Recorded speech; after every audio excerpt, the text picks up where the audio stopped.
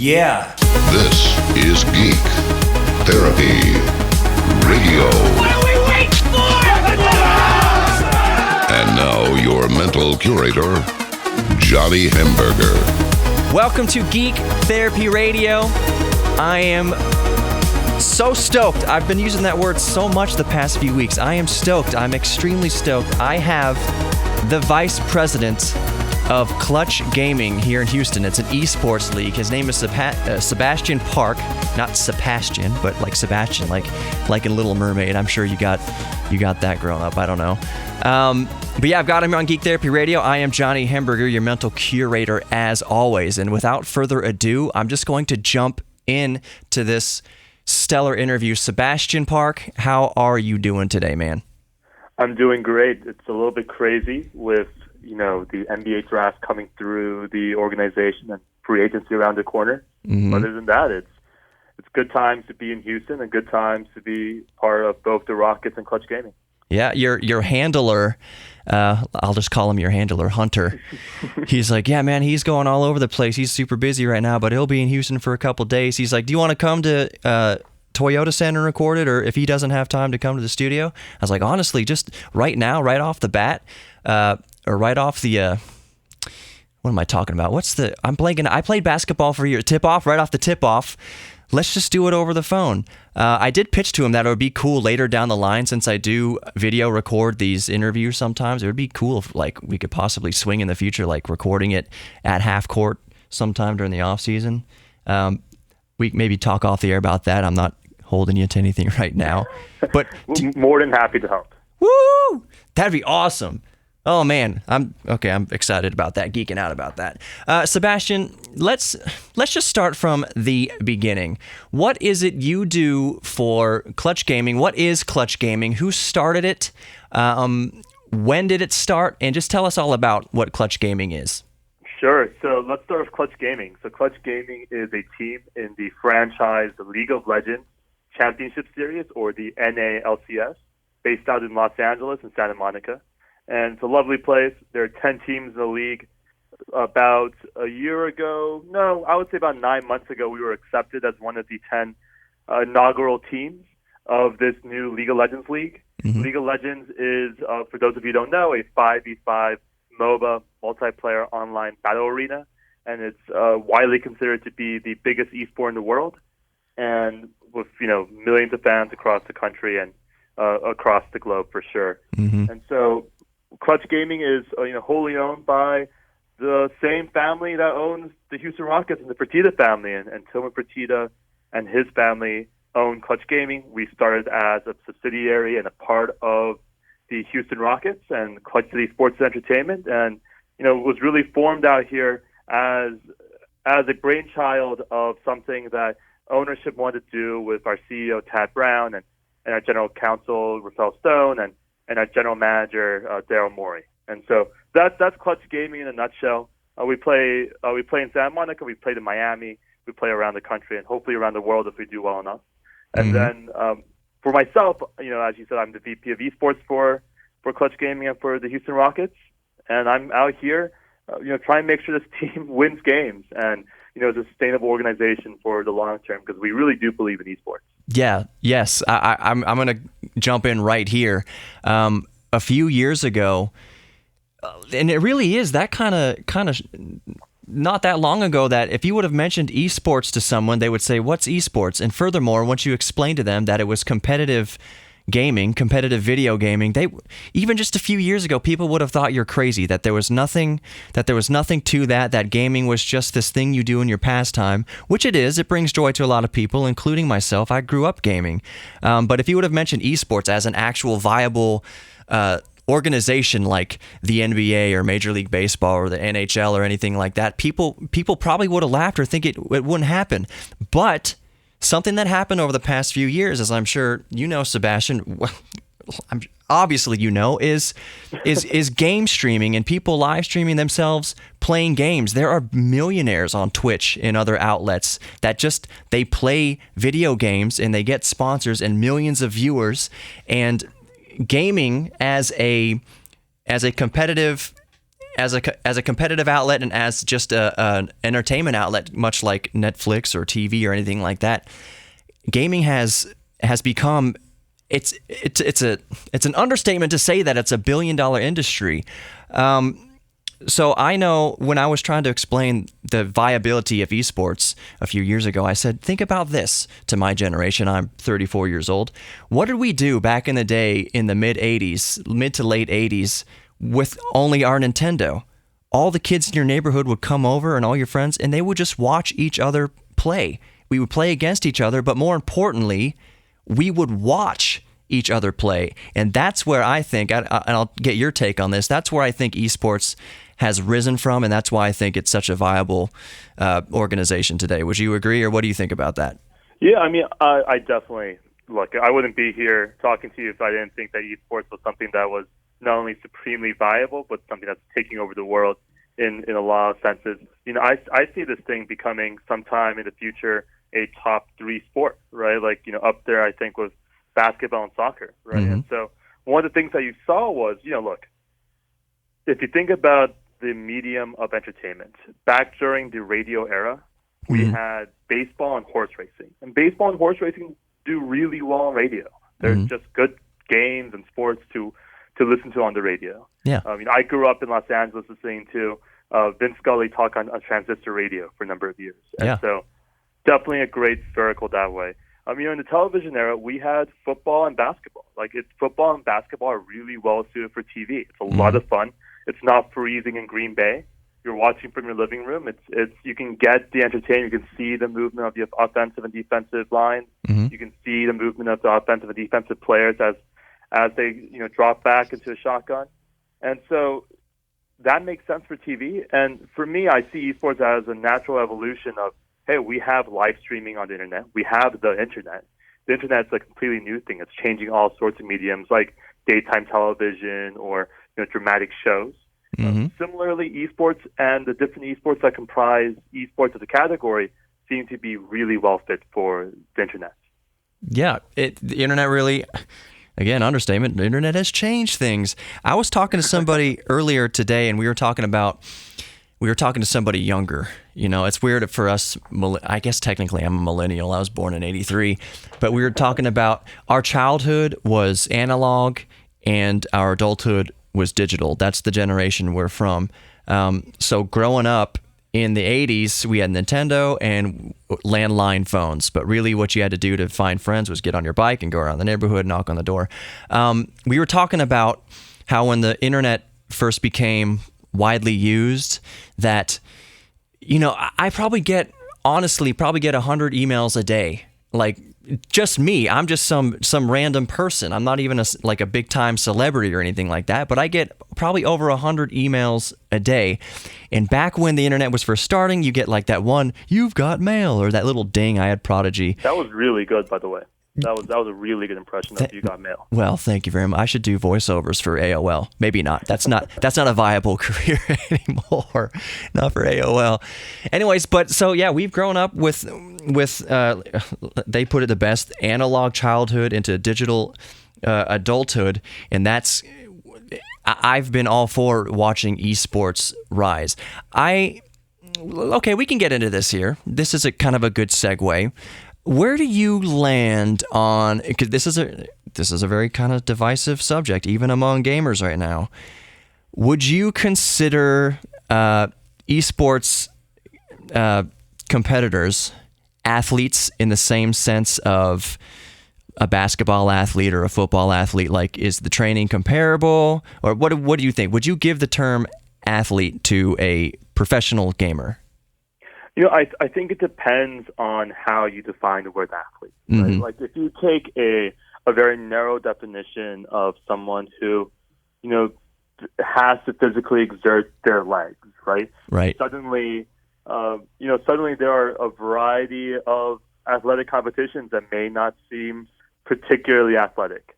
Right. And so I think it just depends on how you define it. From my vantage point, and the way I've talked through this before has been, look, esports and sports at the end of the day are competitive entertainment.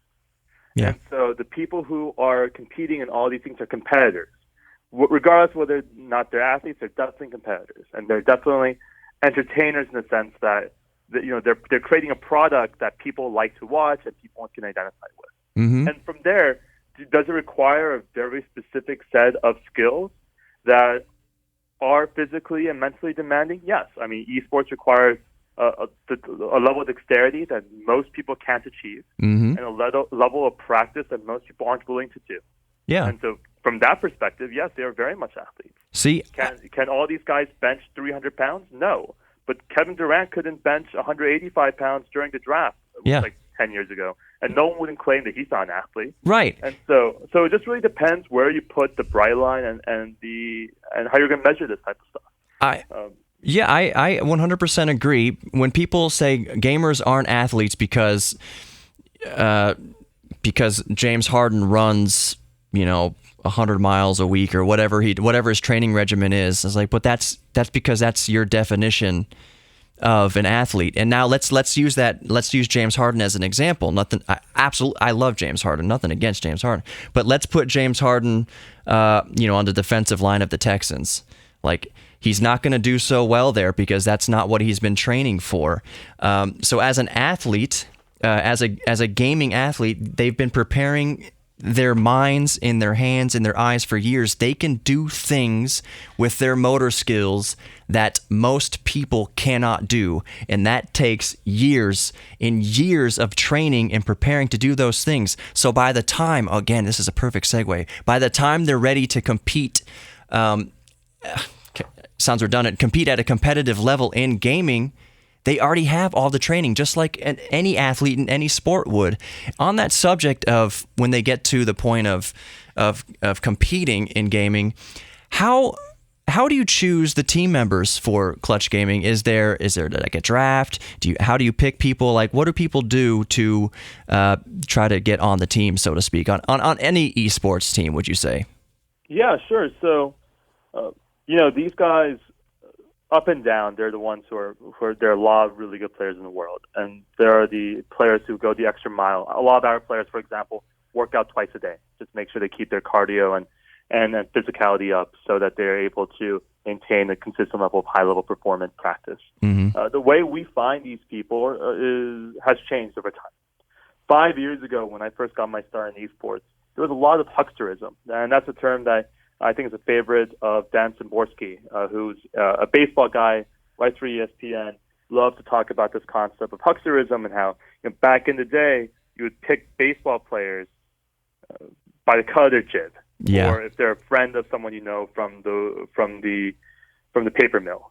Mm-hmm. Whereas now, he created Zips, which is a forecasting tool, and there are a lot of really advanced analytics to determine whether or not you think a player or an organization's good, right? And so that's changed. And similar in esports, although in a much faster pace in the 100 years it took baseball, we now have scouts. So, the Clutch Gaming in particular has a scout in China, we have a scout in Europe, we have a scout in North America, we have a couple of analysts.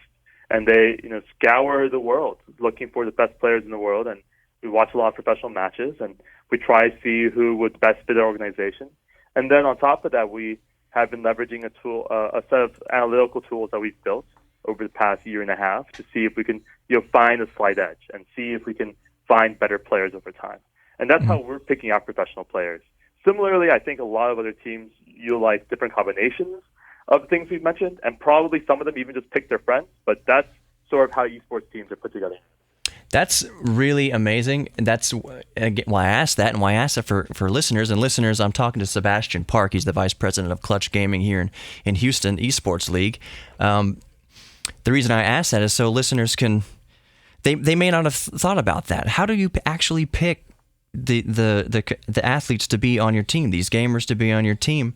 So that was very interesting to me, because I honestly didn't know. I was thinking of like some sort of draft, like you may watch them somewhere else and you're like, oh, let's pick that guy. But there's a whole lot more analytics that go into it, and that's extremely fascinating. Sebastian, can you stick around for another segment? Sure.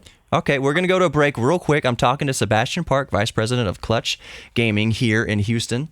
It's an esports league, and we will be right back after Well, if you're listening to the podcast, it's going to be pretty instant. But if you're listening on the air in KPRC 950, just in a couple minutes, we'll be right back with more Geek Therapy Radio. I am Johnny Hemberger, your mental curator. Who among us doesn't love great beer, amazing food, and arcade games? That's why I'm stoked beyond geek belief to tell you about Kung Fu Saloon, located at 5317 Washington Avenue, right here in Houston. Kung Fu Saloon on Washington Avenue has the geek trinity covered, and then some. Of course, they have the most excellent beer on tap, the nomiest food off the grill, and the vintage arcade games we love. But you can also get your Tay-Tay on with karaoke, your super fan on with televised sports, and your rug cut to the best music and DJs on Washington Avenue. In addition to arcade games, get your competitive fix with Giant Jenga, Giant Connect 4, 3 skee-ball lanes, shuffleboard, and foosball. Get your drink, food, game, karaoke, and dance on. Or step to Street Fighter 2 with me and get your geek fanny served. Hadouken! Kung Fu Saloon, 5317 Washington Avenue. Visit www.kungfusaloonhouston.com for more details and dress code info.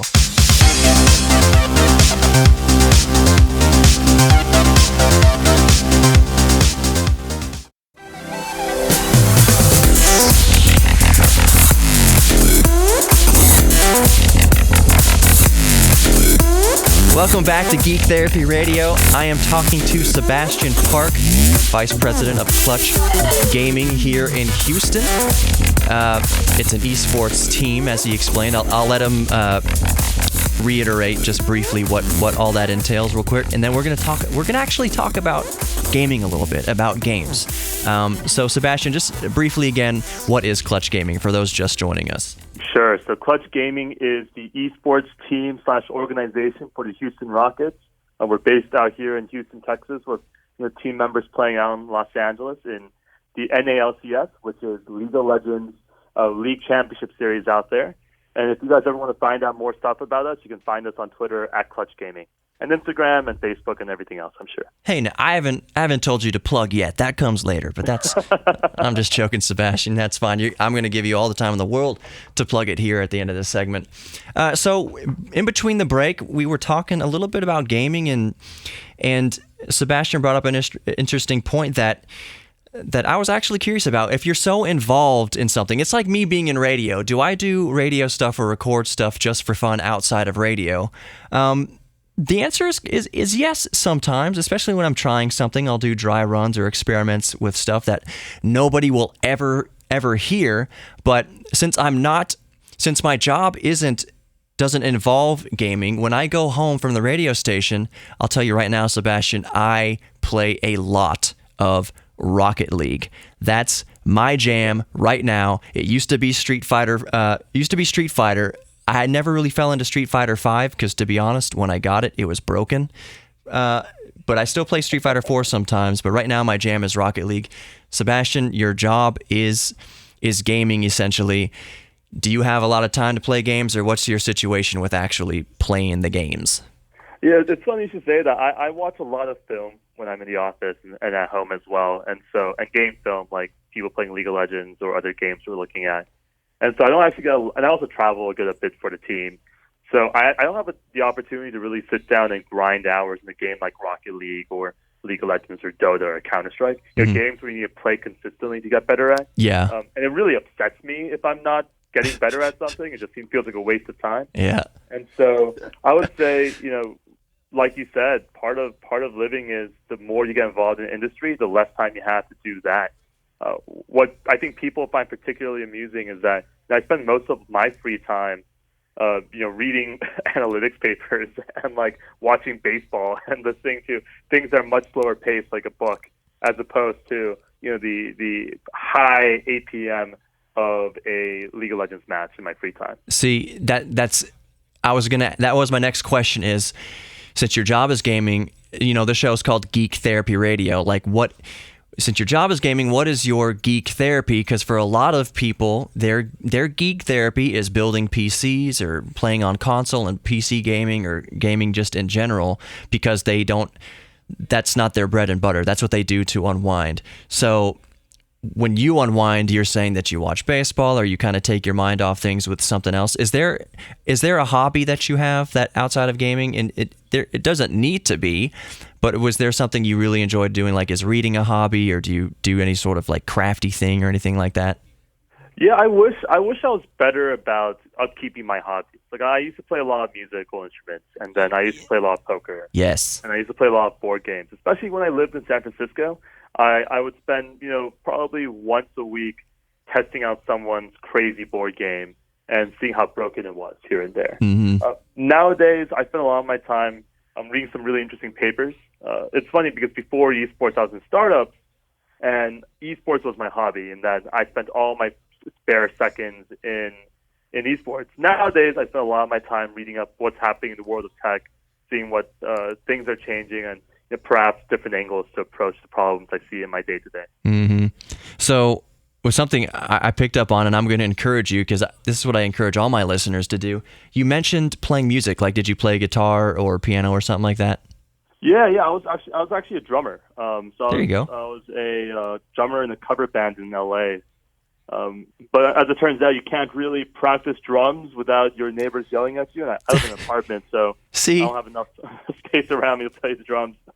You just made my point a little more difficult, because I was like crossing my fingers hoping, praying you'd say, oh, I play guitar or keyboard or something. Because my suggestion was going to be, as it is to all my listeners, is to maybe there's a hobby you had, growing up that you've kind of fell out of due to life getting busy, so to speak. So I would still encourage you, Sebastian, to do that. Maybe if you have the opportunity somehow, sometime, somewhere, some way, to even spend 5-10 minutes a week drumming. Like, if you had a drum set or an electric drum set, there's a good suggestion. Electric drum set. That's a good one. Yeah. I recently bought a cajon, which is a Peruvian drum box. Yeah. Stuffed a bunch of pillows in there. Yeah. It doesn't make much sound at all.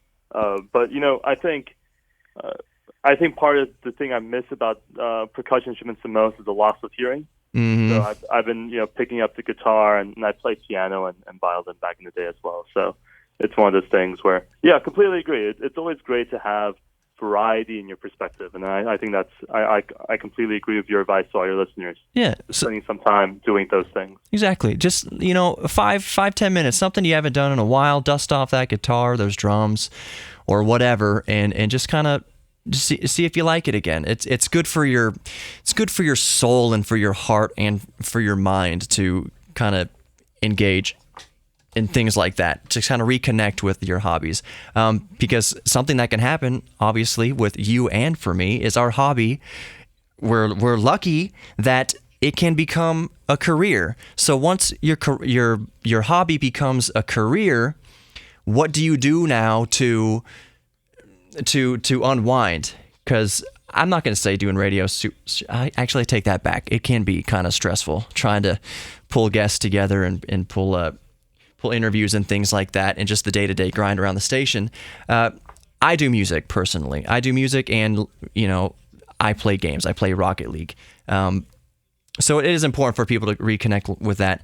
Before you got into gaming, and I promise, Sebastian, I'm not going to hold you much longer.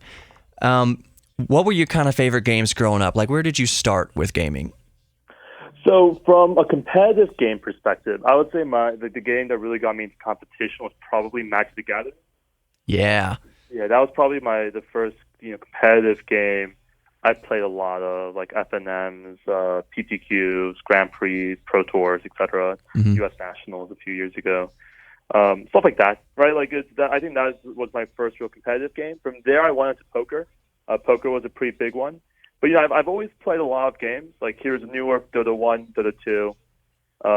Played, Portal is a personal favorite of mine. Yes, Portal's great. There's that great outpouring of Bastion and all these indie games that came out back in like the early 2010s. That were always great. I think card games and strategy games in particular are a favorite of mine. And then from a viewing perspective, what got me to esports was StarCraft 1. StarCraft 1 was the sport that really sucked me in and made me realize just how crazy people are and crazy good someone can be at anything. Yeah. Again, we would have never thought, all these years ago, back playing Donkey Kong at NES, that and it's interesting I even say Donkey Kong, because Donkey Kong has been a competitive game since inception. People trying to beat records and controversies. What's his name? Mitchell. You know what I'm talking about? Who recently he was discovered to be using an emulator. Yeah, the guy who got banned for life from the community. Yeah. Yeah, I don't remember his name anymore. I feel when someone gets banned from the community, your name just gets deleted from my head. There was a whole documentary on it. I think The King of Kong or something like that on Netflix. It was very interesting. His name is Mitchell. I want to say his name is Mitchell. Anyways, the point is competitive gaming, even outside of things that are obvious, like poker or is D&D really a competitive? I guess you could call it competitive. Chess is super competitive. Chess. Thousands of years chess has been around. So it's not far-fetched to see how eSports have taken off like wildfire and is such a fast-growing industry. It's not a stretch of the imagination to see that, because chess has been that for centuries. Poker has been that for centuries. Other board games have been that for centuries, and video games have been that for decades, ever since Pong. People were playing Pong. People were having meetups and tournaments and stuff playing Pong. So it's just now in the past recent years that it's really, really gained momentum. And I think the internet has everything to do with that. The power of graphics processors and just technology expanding in general has everything to do with esports becoming such a huge thing. Sebastian, this is the end of the segment here. Here's your official time to plug whatever you want. So go for it.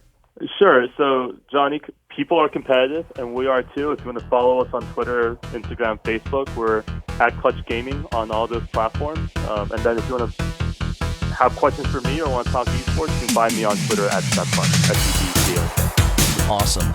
Sebastian Park, Vice President of Clutch Gaming, thank you so much from the bottom of my geek heart for coming on Geek Therapy Radio this week. Anytime. Thanks for having me.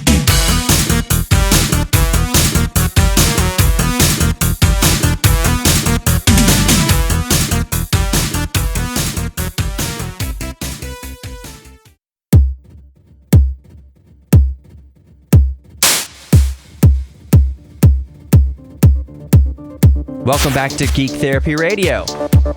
I'm still your mental curator, Johnny Hemberger. It's funny, back in the day when I started Geek Therapy Radio, I said mental curator kind of just off the cuff, and it has stuck. People know me now as Johnny Hemberger, mental curator, here on Geek Therapy Radio. Did you enjoy that interview with Sebastian Park, the Vice President of Clutch Gaming here in Houston? That was one of my best interviews ever, if I say so myself. That was super, super fun. I always have tons of fun doing these interviews. But I think you could tell that Sebastian and I are cut from the same cloth. We kind of grew up playing games. He was a little different route than me. I wasn't so much into the board games or the strategy games. I was more playing Mario and Donkey Kong. I did enjoy poker quite a bit, and blackjack. Anyways, that was a great interview. So show Sebastian Park some love. So please show Clutch Gaming some love. Go subscribe to their Twitter. Go subscribe to all of their social media, and just check them out. Clutch Gaming, Houston Clutch Gaming. Just Google it, find it, follow all this stuff. It's really, really cool what they're doing over there. In other geek news, I thought this was kind of neat. I have these conversations with Sarah sometimes. She doesn't understand the conversation. I don't mean she doesn't understand the concept of the conversation. She doesn't understand where it's coming from, why I would get into such ridiculous conversations. For instance, sometimes, like when we're watching Jurassic Park. By the way, Jurassic World comes out this weekend, June 22nd, so go see it. I am freaking out, but I'll get to that in a second. We have these discussions, like I said, when we're watching Jurassic World, I'll say, man, if I was sentenced to death and had to choose a way to go, getting eaten by a T-Rex would be pretty cool. It not like fun, Do not mince my words here. Not fun, but it'd be really cool. I've said this like a startling, shocking, perhaps concerning amount on this show that I said, you know what? If I got eaten by a T-Rex, that wouldn't be the worst way. That'd be a pretty cool way to go as far as your eulogy. Well, Johnny got eaten by a T-Rex. Like, that's pretty cool. That's like, well, Grandma flipped her vet. That's a cool way to go. So one of the cool ways I think it would be if you had to choose, if you were put in this position, you had to choose. One of the cool ways I think to go would be hit by an asteroid. Hit by a rock from outer space. One that's maybe, 5 inches in diameter, something that's going to take you out but nobody else out. Like, just leave a little crater where you once were. Painless, you're just vaporized. There's a hole in the ground where you used to be. Hit by a meteorite would be one of those cool ways to go. Also painless. Way more painless than being chomped on by a T-Rex. That's for dang sure. I said all of that to say this, to segue into this. Isn't it masterful? Isn't it glorious the way I segue into this article that NASA has released the U.S. Asteroid Strike Preparedness Plan? NASA has released a plan for the United States to adhere to in the event of an asteroid strike, going so far as charting sizes of asteroids, their likelihood of, I should say it like this, charting the sizes of NEOs, near Earth objects, charting their size, the number of them that they have observed, and the scale of damage upon impact. So, for instance, do you guys remember the Chelyabinsk meteor from a few years ago, 2013? February 15th, 2013. I remember that day. That was one of the coolest days ever. Not unless you lived in that city, because that meteorite, it became a meteorite. That's the difference between a meteor and a meteorite. A meteor doesn't hit the ground. Meteorite does hit the ground. The asteroid blew up over Chelyabinsk and did damage to the city, blew out glass, and hundreds of people were injured by the flying glass from the shockwave of the asteroid exploding way high up in the atmosphere. So that asteroid was 66 feet in diameter. It exploded way high up in the atmosphere and still did all that damage. It exploded with the force up to 30 times more than that of the first atomic bomb dropped in Hiroshima. A 66-foot wide rock blowing up in the air once it hit the atmosphere did that much damage. 30 times more than Hiroshima. Before that, also in Russia, in Tunguska in 1908, the asteroid it was 131 to 197 feet wide. That blew up over Tunguska and leveled the forest 772 square miles. That was the force around between 5 and 10 megatons, if you were to equate it to a bomb, TNT or whatever. If that made it all the way to the ground, it didn't need to make it all the way to the ground, but if it did make it all the way to the ground, you can just imagine the devastation. So NASA has come out with a chart, the sizes, if it hit the ground, here's the damage, and it's the scale of the chart goes as far as damage, as far as scale of damage, it goes from none to city to region to continent to global. And then let's say how many asteroids do we know that are out there that would cause global devastation? And right now observed, it's 0 to 1. 0 to 1 that we've observed, that we know of. There are not many that we know of out there. Not many that we know of on the scale that caused mass extinction and killed off the dinosaurs. There are quite a few out there that can do continental damage. An estimated 1 million NEOs floating around out there that can do continental damage. That means if it hits the United States, it would devastate the entire continent of North America. If it hit, let's say it hit Texas, it would do damage north and south, the entire North American continent. So Canada, United States, a bunch of Mexico, and there's a million of them floating around out there. Now, the odds of them hitting us are very low, and I'm not telling you this to unnecessarily scare everybody. It's just a very fascinating story that I've been geeking out a little bit about, because now we have a little bit of structure. Now we know that there's an actual plan in place for these potential asteroid strikes.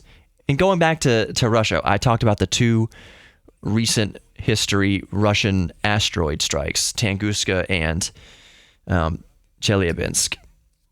Russia is just a massive landmass. It expands a huge chunk of the Earth. It's not that the asteroids are picking on Russia. It's just that Russia is freaking huge.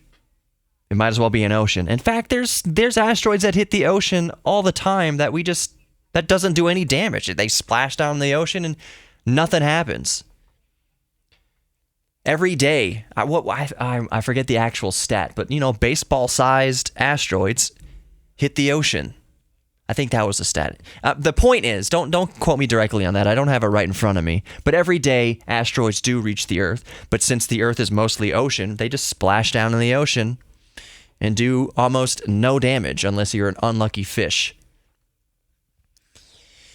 So anyways, here's the plan.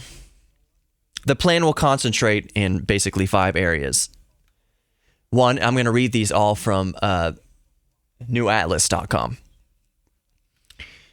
The first, enhancing the detection and tracking of NEOs, starting with the larger ones then working down to the smaller. This will include radar and spectrographic analysis, development of new technologies and analysis techniques, and collaboration with other institutions. Great, so more detection, enhancing the detection of NEOs.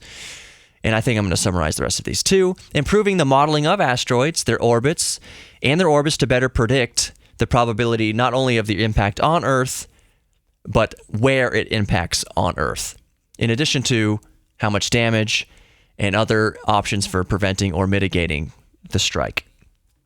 3, developing new technologies and techniques for deflecting NEOs if they're far enough away, or to destroy them if deflection isn't possible.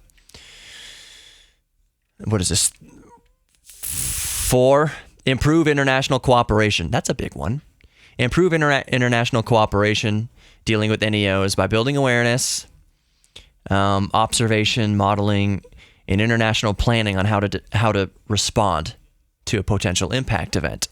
5, developing emergency procedures and protocols for dealing with an asteroid strike if one occurs. And it kind of makes you think, what's in place now if we get hit by an asteroid? If Houston gets hit by an asteroid, what's our plan? What's our plan in that situation? There's a button here, over here at KTRH on the EAS, when we send out the emergency alerts for severe thunderstorms and warnings and tornadoes and such.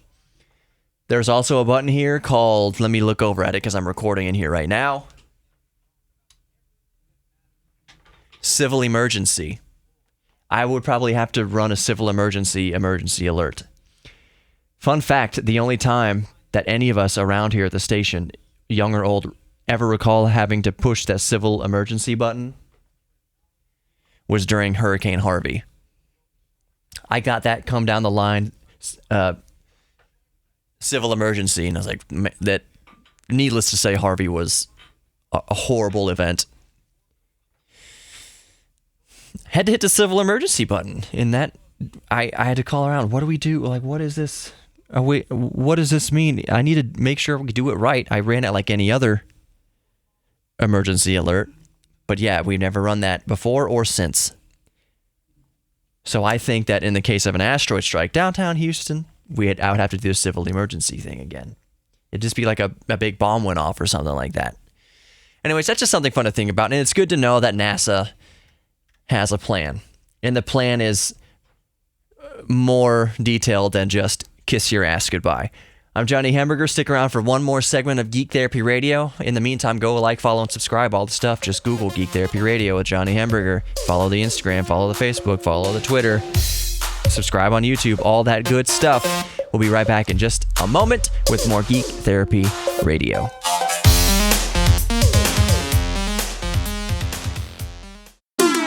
Johnny Hamburger here, your mental curator. Welcome back to Geek Therapy Radio. This is kind of a quick segment, but not too quick. I got about 4 minutes with you, so I'm just going to dive right into it. The World Health Organization has officially recognized gaming addiction as an actual addiction, as an actual health issue. And I know that's controversial, and I know a lot of listeners to this show who are gamers might take a little bit of an issue with that, or they might disagree or agree. I don't know. It's an established health organization. They've done the study for years and years and years, and they've come to the conclusion that, yep, gaming addiction is a real thing. I gave you a beat there to kind of yell at yourself or yell in your mind at me, or actually yell at me. Because what I'm about to say is my personal opinion on the matter, and you are, of course, I'm open to your opinion as well. Your opinion is just as valid as mine here. I agree with the World Health Organization's assessment that gaming addiction is a real thing. Let me tell you why. Because anything can become an addiction. You can be addicted to Skittles. Have you ever watched the show My Strange Addiction? There was one girl on there who was addicted to eating the ashes of her dead boyfriend or her dead husband. She would just dip her pinky in it like one of those pixie stick things. Remember that chocolate stick that sugar stick that you dip into the sugar powder? It's just pure sugar. That's what she would do with her husband's ashes. Gross. I know, gross. I'm just saying you can become addicted to anything. I thought there was another person that ate bricks or ate ceiling tiles or something. Like, it's weird. But it comes down to personality. I think those are kind of more mental issues. No one's going to say eating bricks little piece by piece is an actual addiction in itself. No, but I think if you have an addictive personality and maybe something clicked in your brain, there's some sort of trauma, something happened to where your coping mechanism is eating bricks or the ashes of your dead husband.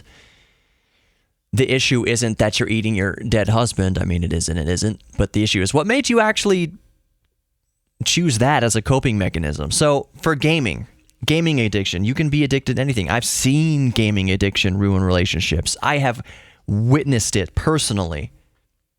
The guy in this case could not put down the game. He put off responsibilities. He put off relationships. He couldn't tear himself away from Halo. This was back in the day. Halo on the Xbox. So I've seen it ruin relationships. Do you think gaming addiction is a real thing, even though the World Health Organization says it is? Or are you of my opinion where, yes, with an asterisk by it, yes, but you can be addicted technically to anything. Yes, you can be addicted to weed too. No, smoking weed is not addictive apparently. But if you're smoking it so much that you're putting off relationships and putting off responsibilities and you just can't go without it, I'm talking recreationally. I'm talking if you're just doing it recreationally, not medically. That's a different thing. If it's prescribed, that's a different thing.